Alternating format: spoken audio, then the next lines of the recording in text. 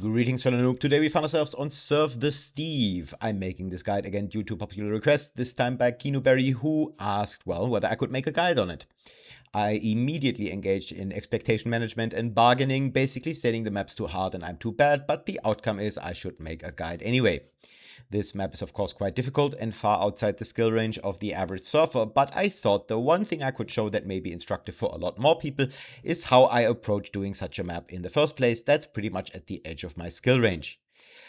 I basically didn't know the map at all besides knowing that it's mostly a unit map, so the first thing I wanted to find out was whether I had any realistic chance of beating it. The first thing I did was going on the KSF website to see how many completions the map has. 582 comps in 5 years is a decent number for a tier 6 map, so that was the first indicator I'm not dealing with something absurd. Then I went on YouTube looking at the Liquidator WR just to get a general overview of the map. Of course, this isn't going to tell me much about whether I can beat it, but the map again didn't seem impossible, and I also saw that Liquidator got pretty big minuses on a lot of the stages, so that was another indicator that some of the stuff that looked really difficult probably wasn't necessary. And then I looked at the video right below by Kurzklo, which really gave me a lot of info. Firstly, I kinda know him since he's sort of a KSF regular, so I vaguely know how good he is, certainly better than me, but not in a completely different universe. It's really just a fairly straightforward completion and not a highly optimized run, so I got a more realistic image of what's necessary to beat the stages and what the margins of error really are. Then I went on Momentum Mod and beat all of the stages in save lock. I started with the last stage since that's usually the hardest, and each stage took me 10 to 20 minutes in save lock, except for stage 2, which somehow took a lot longer. Now I had a basic understanding of the map and knew I could beat it. The next day I again went on Momentum Mod, did some more save locking, and then beat each stage individually, again starting with the last, which overall took me about 1.5 hours. Then I comped all of the stages again, at least once, so I get a better understanding and enough material for the guide. That's pretty much where I am now, so I have technically never beat the map, although I beat all of the stages several times.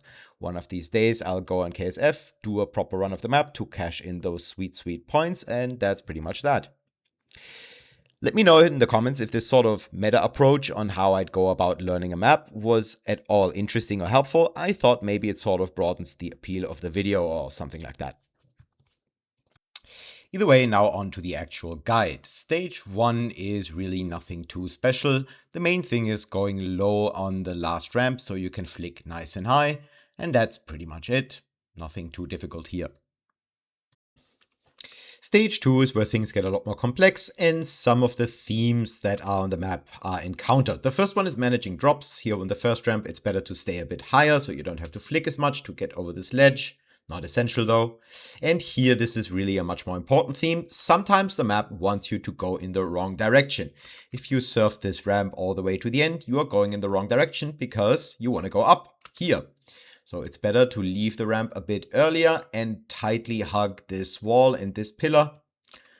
Comes up again later on, and here, whether you moon this or not, I mean, not mooning it is of course faster, but mooning it is safer. Generally speaking, when you moon stuff on this map, as long as you don't terribly overdo it, you get the units back.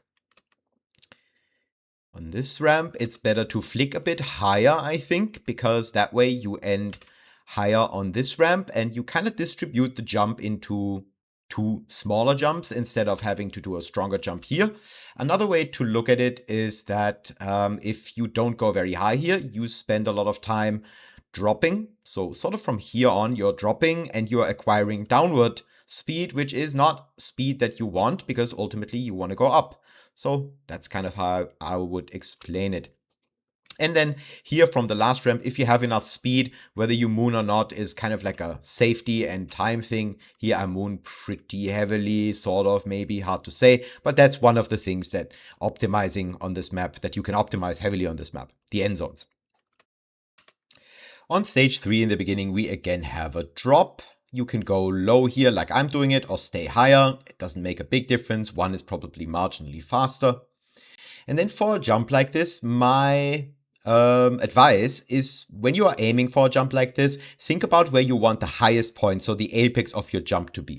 In this case, it's pretty much here. So if you think about that before you do the jump, that can kind of help you to aim it and make it more consistent.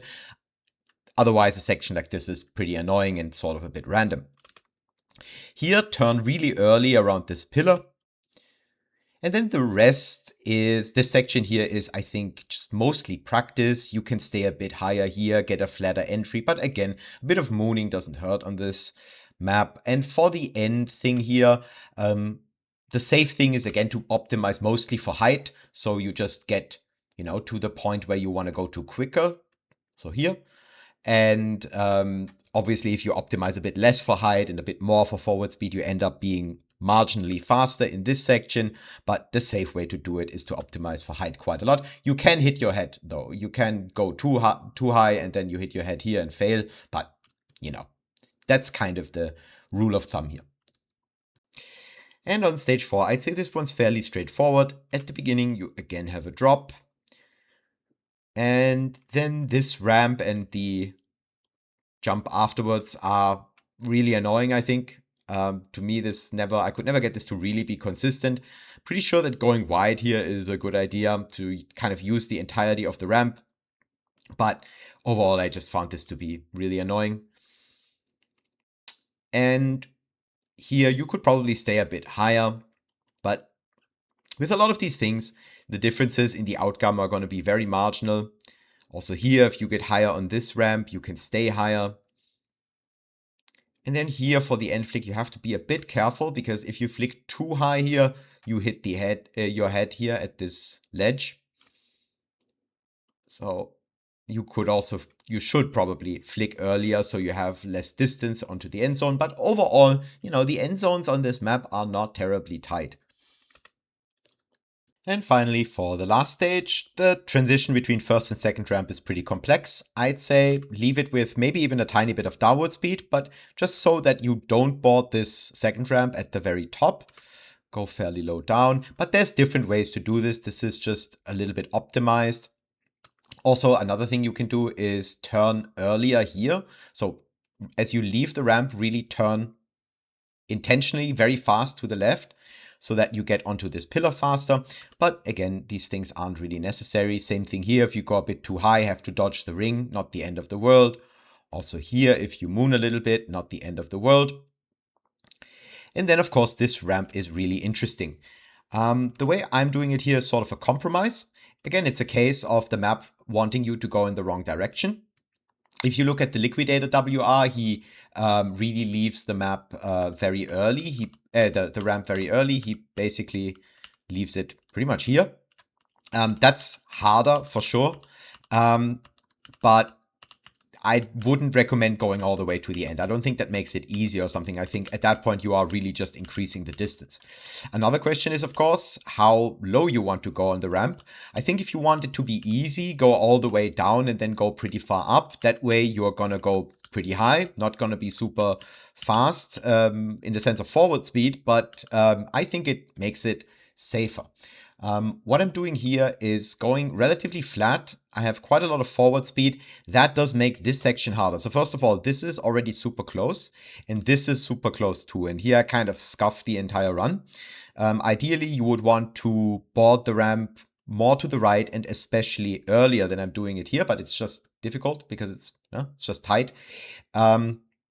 So when you board a ramp like this with a lot of downward and especially a lot of forward speed, you would like to face more in the direction you're going as you board the ramp. So not just board it earlier, which is the first thing that I mess up, but the second thing is that I'm kind of not facing to the right far enough, I think, as I board the ramp. That way I just lose a lot of units. And then also you would like to ride this pretty much until the end, I think, and then just drop onto the next ramp. That's not as big of a deal though. On this ramp, I think you will always need to do a little bit of a flick probably. Again, going flatter over here is better, but not that important. And here on the last ramp, if you want a faster finish, you would start going to the right as soon as possible. So as soon as the first ramp transitions into the second, you would start going to the right. So you leave this last ramp more at the middle and not at the end. But that just makes it faster, not necessarily safer or anything. And that's pretty much it.